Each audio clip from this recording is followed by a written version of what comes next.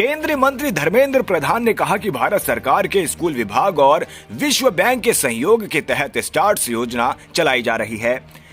जिन राज्यों में विश्व बैंक का काम चल रहा है, वहां के जिलों में प्राथमिक और द्वितीयक डेटा के आधार पर कौशल की क्या स्थिति है, उसकी समीक्षा की जा रही है।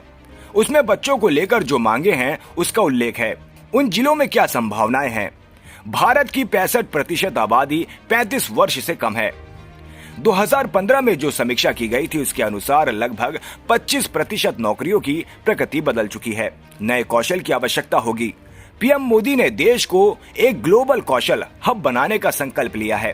भारत दुनिया के विकास का नेतृत्व करने वाला है। इस दिशा में विश्व बैंक की यह रिपोर्ट लंबे समय के लिए प्रभावी रहेगी।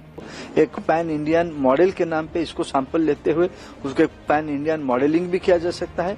और दुनिया में आज की जो नया अर्थनीति आ रही है, उस अर्थनीति में नया नया स्किल सेट क्या इमर्ज किया है, कर रहा है, उसी के ऊपर उस रिपोर्ट है। बहुत अच्छा रिपोर्ट बनी है। हमने उसको आज हमारे मित्र मनसुख मांडविया जी जो लेबर मिनिस्ट्री दिखते हैं, स्किल मिनिस्ट्री को भी इन्वॉल्व किया गया। हम तीनों मिलके भारत में जो एक युवाओं की देश है, भारत की 65% आबादी 35 साल की उम्र के नीचे है। 2015 में जो समीक्षा थी, लगभग 25% जॉब की नेचर बदल चुका था। 2028 आते आते ये संख्या, ये परसेंटेज 44% हो जाएगी। यानी नया स्किल्स आवश्यकता होगी, नया प्रोफेशंस इमर्ज कर जाएंगे। पुराने भी रहेंगे लेकिन नए भी आ जाएंगे।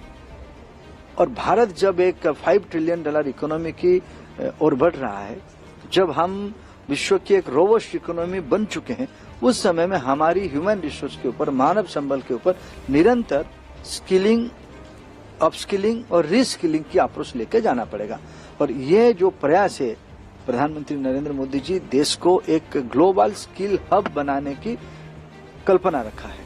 न केवल हम अपना ही अर्थनीति को मजबूत करेंगे, दुनिया की, भारत दुनिया की ग्रोथ की ड्राइवर बनने वाला है, नेतृत्व करने वाला है। उस समय में हम अपना स्किल कैपेसिटी को बढ़ानी पड़ेगी।